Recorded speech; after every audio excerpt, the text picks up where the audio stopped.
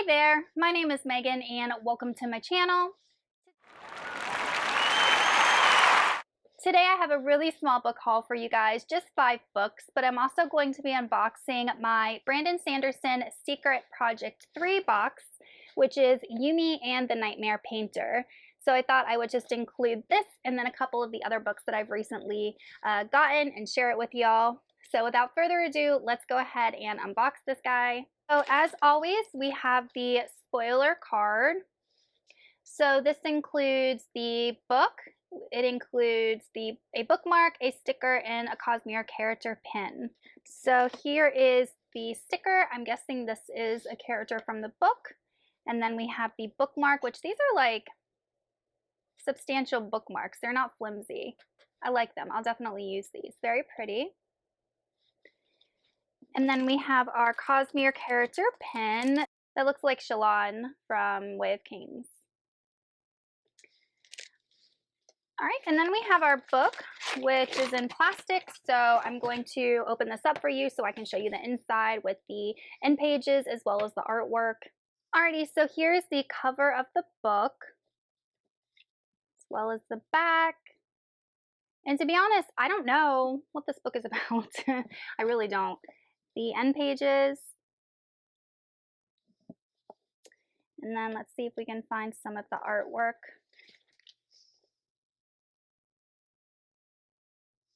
I like that it has color artwork, so it has some glossy stuff.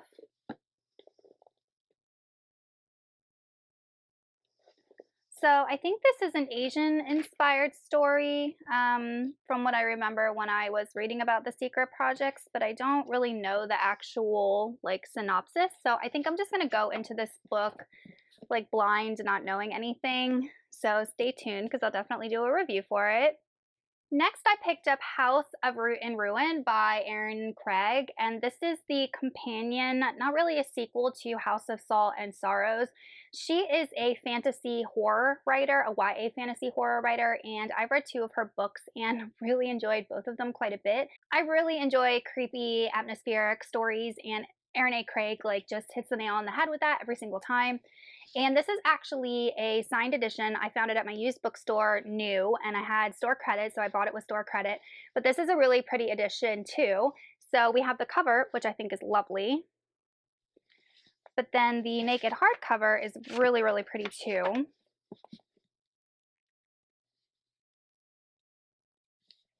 And the end pages. And then her signature. So I can definitely add this book to my signed book collection, which if you guys want me to do a video about all of my signed books, just let me know. I'd be happy to do that. But like I said, this is a companion / sequel to House of Salt and Sorrow, and it follows one of the other sisters. And in that book, we learned that all of these sisters are kind of cursed, and the sisters are dying off one by one. So we're following Verity, and Verity ends up leaving the manor by the sea where she lives with her sisters and going to this other manor where the Duchess lives. And when she gets there, she realizes that something's wrong. There's some hauntings going on and some evil spirits about that she has to combat. So I'm super, super excited to get into this. I think it'll be a really fun, fall read when we get closer to Halloween. Next, I picked up 2 Lauren Thalassa books at the used bookstore, and this is part of the same series. So the first one is Rhapsodic, and the second one is The Emperor of Evening Stars. So this is books 1 and 3 of this series, which I think is called the Bargainer series. Yeah, and this is a romance fantasy.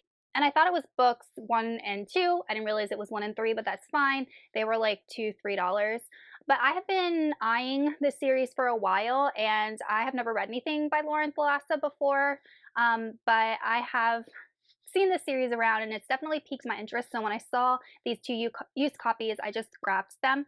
But I'm pretty sure this is a series that's based in Greek mythology, which, to be honest, is something that I am not a fan of.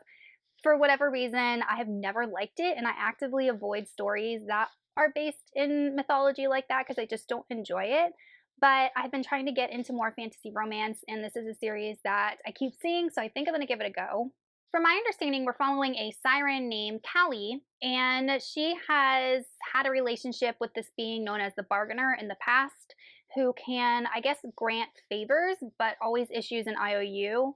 And she actually has taken a lot of favors from him, and he eventually calls in on his IOU for Callie. But something strange is happening in the other world, which is where the Bargainer's from, where their women are being kidnapped and they're returned dead. So the bargainer reaches out to Callie to help figure out what's going on. So it sounds like a fun fantasy in addition to a good romance. So I'm excited to have this in my collection. And lastly, I got a nonfiction book, and that is Jesus is Reason by David Limbaugh. This is the second David Limbaugh book that I will have read. I read Jesus in the Old Testament a couple years ago and really, really liked it. And I actually saw that he published this book, and I was at Books A Million, and I took a picture of the paperback just to remind myself to like add it to my, TBR or wish list. And then I found it in the bargain section for $5.97 hardback. So I'm like, heck yeah. So I couldn't not pick it up. But the reason that I like David Limbaugh so much is that, number one, he's a lawyer. So his writing, he writes very technically, which can be off-putting to some people. But when you are making claims that have to do with history and events that happened in history, because this book follows the Apostle Paul in the early church and the establishment of, the events during that time period.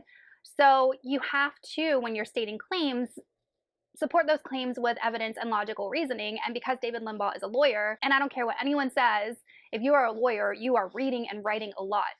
Like you do that a lot as part of your job. So he's an excellent writer when it comes to making a claim and supporting it with evidence, reasons, facts, statistics, all of that. And I just learned so much from his work. So I was super pumped to find this. Don't know when I'm going to get to it, but I'm sure I will eventually. All right, you guys, that is it for my book haul. Let me know in the comments if you've read any of these books and what you thought of them, or if you've gotten any new books recently, and I will see y'all in another video soon. Goodbye.